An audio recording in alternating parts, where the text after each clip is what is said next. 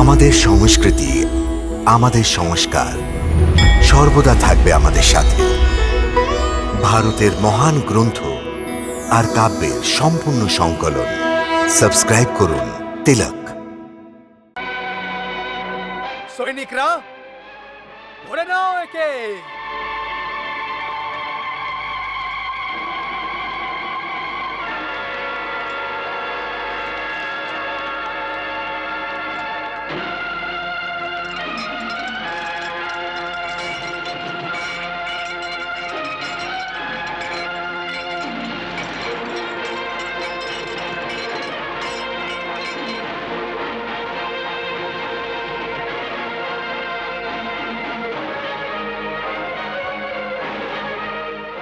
এই গোয়ালা পুত্র প্রদ্যুম্ন, তুমি নিজের মায়ের মাধ্যমে বিষাক্ত বাতাস প্রয়োগ করে আমাদের সমস্ত সৈনিকদের অজ্ঞান করে দিয়েছো। আমি এখন তোকে জীবিত ছাড়বো না। সিংহকেতু, এখনো পর্যন্ত আমি আমার প্রাণনাশক অস্ত্রের প্রয়োগ করিনি। আমি তোমার সৈনিকদের বিষাক্ত বাতাস দিয়ে শুধুমাত্র অজ্ঞান করেছি। যদি আমি চাইতাম, ওদের মৃত্যুর আঁচলে ঘুম পাড়িয়ে দিতাম। তুমি কাপুরুষ, সেই জন্য তুমি নিজের কাপুরুষতার উপরে পর্দা ফেলে ওকে লোকাবার চেষ্টা করো না। সত্যি কথা এই যে তোমার মধ্যে মৃত্যুর ভয়ানক নৃত্য দেখার সাহসই নেই।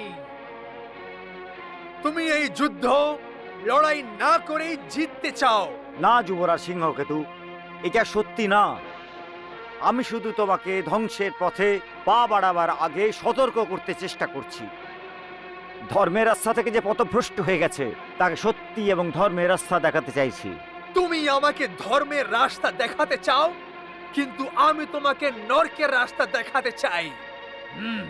আহ।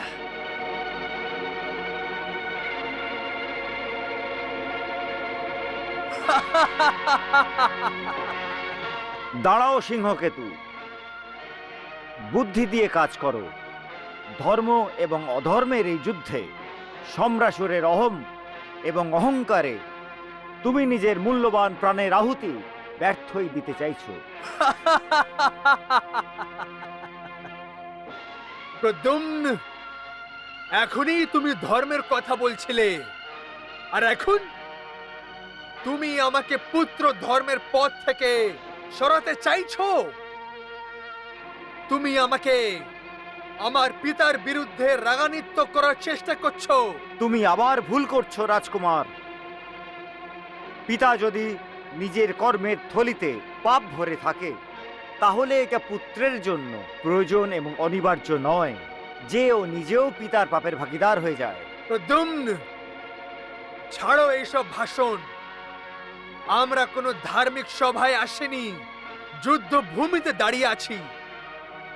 আর যুদ্ধ জীব এবং জিহ্বা দিয়ে নয়, অস্ত্র এবং শস্ত্র দিয়ে লড়তে হয়।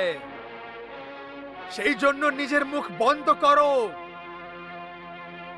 আর নিজের তুনিরের মুখ খুলে দাও। আমিও দেখতে চাই তুমি নিজের সাথে কি ধরনের মারাত্মক তীর নিয়ে এসেছো। সিংহকেতু, যার মাথার উপরে মৃত্যুর ছায়া ঘুরে বেড়াচ্ছে, ও জীবনে অমৃত পেলেও তাকে ঠুকরিয়ে দেয়। তুমি ওই ধরনের দুর্ভাগ্যের মধ্যে একজন। আহ!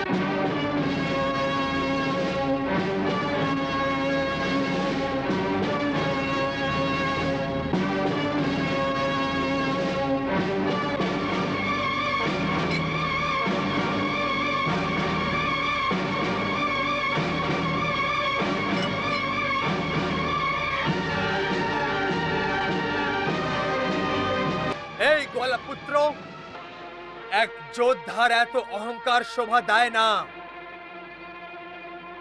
আমার মাত্র দুটো শক্তি নষ্ট করে তুই কি মনে করছিস আমার সমস্ত ক্ষমতা শেষ হয়ে গেছে? না গলাপুত্র, না।